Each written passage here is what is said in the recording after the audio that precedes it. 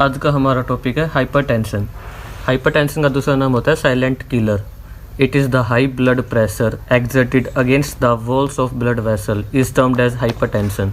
मतलब जो high blood pressure होता है कहाँ पे, ब्लड वेसल्स की वॉल्स के अगेंस्ट जो हाई ब्लड प्रेशर लगता है उसको हाइपरटेंशन बोलते हैं। ब्लड प्रेशर टू टाइप्स का होता है, सिस्टोलिक ब्लड प्रेशर और diastolic blood pressure. Systolic blood pressure का मतलब peak pressure against the walls during heart contract. जब हार्ट कॉन्ट्रैक्ट करता है तो उस दौरान जो हाई प्रेशर, जो पीक प्रेशर होता है जो वॉल्स के अगेंस्ट लगता है उसको क्या बोलते हैं, systolic blood pressure. Diastolic blood pressure क्या होता है, residual pressure against walls during heart relax. जब हार्ट रिलैक्स करता है तो बचा हुआ जो प्रेशर है, रेजिडुअल प्रेशर है जो वो वेसल के अंदर, ब्लड वेसल्स के अंदर, उसको क्या बोलते हैं, डायस्टोलिक ब्लड प्रेशर। अब दो फैक्टर्स होते हैं जो इन्फ्लुएंस करते हैं ब्लड प्रेशर को। पहला फैक्टर है कार्डियक आउटपुट, दूसरा है systemic vascular resistance. Cardiac output क्या होता है, टोटल ब्लड फ्लो पर minute in A cardiac cycle. मतलब एक मिनट में हार्ट कितना ब्लड कॉन्ट्रैक्ट करके आगे की तरफ, मतलब पूरी बॉडी के अंदर डिलीवर करता है, उसको बोलते हैं cardiac output. Systemic vascular resistance क्या होता है, force opposing the blood movement with in blood vessel. Suppose that अब ब्लड की फ्लो का जो डायरेक्शन है वो इस साइड है, तो जो फोर्स इसके अपोजिट लगता है, इस डायरेक्शन में लगता है, वो क्या होता है, systemic vascular resistance. Blood pressure is equal to cardiac output into में सिस्टमिक वैस्कुलर रेजिस्टेंस। और जो नॉर्मल ब्लड प्रेशर की वैल्यू होती है वो कितनी होती है, 120 बाय में 80 mm ऑफ Hg। अब हम पढ़ेंगे नॉर्मल ब्लड प्रेशर का रेगुलेशन मैकेनिज्म। बॉडी के अंदर जो ब्लड प्रेशर होता है वो नॉर्मली कैसे रेगुलेट होता है। ब्लड प्रेशर दो रेगुलेट होता है दो वे में, शॉर्ट टर्म मैकेनिज्म में, लॉन्ग टर्म मैकेनिज्म में। शॉर्ट टर्म मैकेनिज्म में कैसे होगा, ये एक्ट करता है सेकंड से लेके आवर्स तक। Long term mechanism acts in days two weeks. Short term mechanism involve करता है वेस्कुलर एंडोथेलियम और sympathetic nervous system. Long term mechanism involve करता है हार्मोनल प्रोसेस और renal process. Short term mechanism में अब वेस्कुलर एंडोथेलियम कैसे करेगा। एंडोथेलियम क्या होती है, ये लाइनिंग होती है, ब्लड वेसल्स की लाइनिंग होती है। इस लाइनिंग के अंदर कुछ ऐसे सब्सटेंसेस होते हैं जो रेगुलेट करते और मेंटेन करते हैं वैसोकंस्ट्रिक्शन को और वैसोडायलेशन को। वैसोकंस्ट्रिक्टर सब्सटेंसेस में आता है एंडोथेलिन, वैसोडायलेटर सब्सटेंसेस में आता है नाइट्रिक ऑक्साइड। अब नेक्स्ट क्या है, सिंपैथेटिक नर्वस सिस्टम।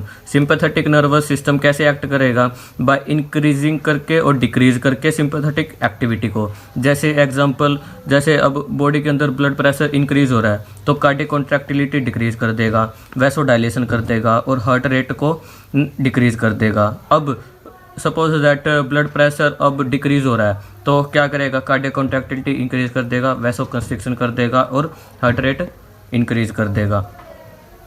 अब लॉन्ग टर्म मैकेनिज्म में क्या है, हार्मोनल प्रोसेस से और रीनल प्रोसेस से।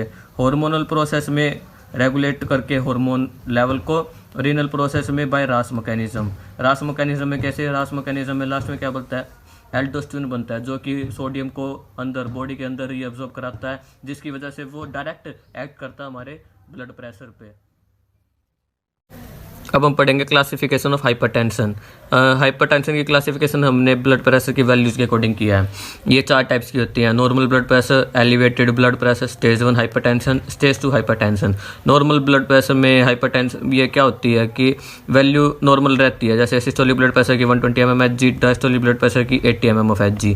एलिवेटेड को हम एबनॉर्मल बीपी भी बोलते हैं। इसमें सिस्टोलिक ब्लड प्रेशर की वैल्यू 120 to 129 और डायस्टोलिक ब्लड प्रेशर की 80 to 89 mm ऑफ Hg होती है। स्टेज 1 हाइपरटेंशन में सिस्टोलिक ब्लड प्रेशर की 130 to 139, डायस्टोलिक ब्लड प्रेशर की 90 to 99। स्टेज 2 हाइपरटेंशन में क्या होता है, सिस्टोलिक ब्लड प्रेशर अबव 140 और डायस्टोलिक ब्लड प्रेशर अबव 100। अब हम क्लासिफिकेशन ऑफ हाइपरटेंशन के बाद हम पढ़ेंगे risk factor. Risk factors 2 type के होते हैं, मॉडिफाइबल, नॉन मॉडिफाइबल। मॉडिफाइबल में क्या होता है, drug abuse, alcoholism, sedentary lifestyle, stress, obesity. इन सब को हम मॉडिफाई करके हम हाइपरटेंशन को प्रिवेंट कर सकते हैं, चेंज कर सकते हैं। नॉन मॉडिफाइबल में आता है age, sex, race, family history, ये नॉन मॉडिफाइबल रिस्क फैक्टर होते हैं जिनको हम मॉडिफाई नहीं कर सकते, जिनको हम चेंज नहीं कर सकते। अब हम उसके बाद क्या पढ़ेंगे, रिस्क फैक्टर के बाद क्या पढ़ेंगे, इटियोलॉजी और कॉजेज। कॉजेज, हाइपरटेंशन के दो कॉजेज होते हैं, प्राइमरी कॉज और सेकेंडरी कॉज। प्राइमरी कॉज में जो रीजन होता है वो अननोन होता है, सेकेंडरी कॉज में जो रीजन होता है वो नोन होता है। प्राइमरी कॉज का दूसरा नाम है एसेंशियल कॉज। ये 90 to 95% केसेज जो हाइपरटेंशन के होते हैं वो प्राइमरी कॉज होते हैं। 5% जो केसेस होते हैं हाइपरटेंशन के वो सेकेंडरी कॉज होता है। अब प्राइमरी कॉज के अंदर इंक्लूड करता है diabetes, salt intake excess alcoholism. Secondary cause में इंक्लूड करता है cirrhosis, Cushing syndrome, renal disorders. इन सब की वजह से ये जैसे ये हाइपरटेंशन के कॉजेज हैं, प्राइमरी कॉज ये डायबिटीज़ हो गया, साल्ट इंटेक एक्सेस हो गया, एक्सेस एल्कोहलिज्म हो गया, ये क्या होते हैं, ये कॉजेज होते हैं हाइपरटेंशन के। हाइपरटेंशन इनकी वजह से कॉज होता है। अब हम पढ़ेंगे पैथोफिजियोलॉजी हाइपरटेंशन की। ड्यू टू एनी इटियोलॉजी और रिस्क फैक्टर्स की वजह से क्या होगा, impairment in the normal BP regulation mechanism. जो अभी हमने पहले normal blood pressure regulation mechanism पढ़े थे, short term mechanism, long term mechanism, उनके अंदर इम्पेयरमेंट आ जाएगी। उनके अंदर इम्पेयरमेंट आने के बाद जो ब्लड प्रेशर बढ़ रहा है वो बढ़ता ही रहेगा, वो कम नहीं होगा। तो persistent increase in blood pressure. अब वो परसिस्टेंट इंक्रीज होता रहेगा, मतलब लगातार बढ़ता रहेगा, तो क्या होगा, वैसो कंस्ट्रिक्शन हो जाएगा, वेसल्स का साइज है ना जो वो नैरो हो जाएगा। अब उसकी वजह से मल्टी ऑर्गन फेलियर हो जाएगा, मल्टी ऑर्गन के ऊपर इफेक्ट पड़ेगा, जैसे हार्ट के ऊपर, ब्रेन के ऊपर, किडनी, रेटिना, पेरिफेरी ऑर्गन्स के ऊपर क्या इफेक्ट पड़ेगा। हार्ट के ऊपर क्या इफेक्ट पड़ेगा, हाई ब्लड प्रेशर का, हार्ट बीट इंक्रीज हो जाएगी, एंजाइना, चेस्ट पेन हो जाएगा, इंक्रीज्ड कॉन्ट्रैक्टिबिलिटी मतलब जो हार्ट का कॉन्ट्रैक्शन वेट है वो इंक्रीज हो जाएगा, शॉर्टनेस इन ब्रेथ, कोरोनरी आर्टरी डिजीज हो जाएंगी, हार्ट फेलियर हो जाएगा। ये ऐसी ये दो तो ये क्या है, CAD और हार्ट फेलियर, ये कॉम्प्लिकेशंस में भी आती हैं। ब्रेन में मतलब headache, dizziness, transient ischemic attacks. Kidney के ऊपर क्या पड़ेगा, nephrosclerosis, chronic renal failure, proteinuria. जो नेफ्रोस्क्लोरोसिस और क्रोनिक रीनल फेलियर है ये कॉम्प्लिकेशंस भी हैं हाइपरटेंशन की। इनकी मतलब परसिस्टेंट इंक्रीज होता रहेगा ना, हाइपरटेंशन किसी को लगातार हाइपरटेंशन है तो उसकी वजह से नेफ्रोस्क्लोरोसिस और क्रोनिक रीनल फेलियर होने के चांसेस उनको ज़्यादा होंगे।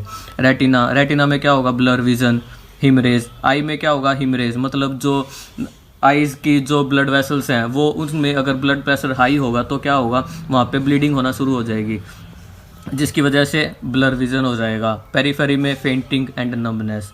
ये हमने अभी पैथोफिजियोलॉजी और साइन एंड सिम्टम्स पढ़े। अब इसके बाद कॉम्प्लिकेशंस क्या हैं, heart attack, dementia, stroke and kidney problems. Kidney problems हमने ऊपर पढ़ी हैं, जैसे nephrosclerosis, chronic renal failure, heart attack में जैसे कोरोनरी आर्टरी डिजीज भी आती हैं और हार्ट फेलियर भी आता है।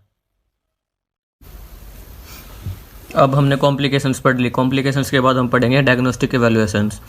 डायग्नोस्टिक इवैल्यूएशंस में history taking and physical examination. जो फिजिकल एग्जामिनेशन है वो की डायग्नोस्टिक इवैल्यूएशन है। इससे ही ज़्यादातर पता लग जाता है कि हाइपरटेंशन की प्रॉब्लम है या नहीं है। ECG कर सकते हैं हम हार्ट प्रॉब्लम्स को देखने के लिए। Lipid profile test, KFT kidney function test कर सकते हैं, किडनी के फंक्शंस को देखने के लिए। ब्लड टेस्ट कर सकते हैं, CBC complete blood count. Diagnostic evaluations के बाद हम करेंगे मैनेजमेंट हम 3 तरह से दे सकते हैं, collaborative management, medical management and nursing management. Collaborative management में लाइफस्टाइल मॉडिफिकेशन करके, ड्रग थेरेपी देके, BP monitoring, routinely BP monitor करके, न्यूट्रिशन थेरेपी में सोडियम को रेस्ट्रिक्ट कर देंगे डाइट के अंदर, avoid alcoholism, smoking and stress. Medical management में हम क्या करेंगे, डायरेटिक्स में फ्यूजामाइड, लेजिक्स, वैसोडाइलेटर्स में नाइट्रोग्लिसरीन, बीटा ब्लॉकर्स में propranolol, atenolol, calcium channel blockers में फिलोडिपिन दे सकते हैं, ACE इनहिबिटर्स में कैप्टोप्रिल, रैम्पिप्रिल या फिर इजनोप्रिल दे सकते हैं, ARB ब्लॉकर्स में लोजार्टन। अब नर्सिंग मैनेजमेंट क्या करेंगे, मॉनिटर करेंगे वाइटल साइंस को। जो ब्लड प्रेशर है ना वो ज़्यादातर मेन होता है इसमें हाइपरटेंशन में, उसको ज़्यादा अच्छे से मॉनिटर करेंगे, टाइमली रूटीनली मॉनिटर करेंगे, प्रोवाइड करेंगे मेडिकेशंस टाइमली, रेस्ट्रिक्ट करेंगे सोडियम इनटेक डाइट और avoid stressful environment and etcetera. ये था हमारे मैनेजमेंट। आज का हमारा टॉपिक यहीं ख़त्म होता है।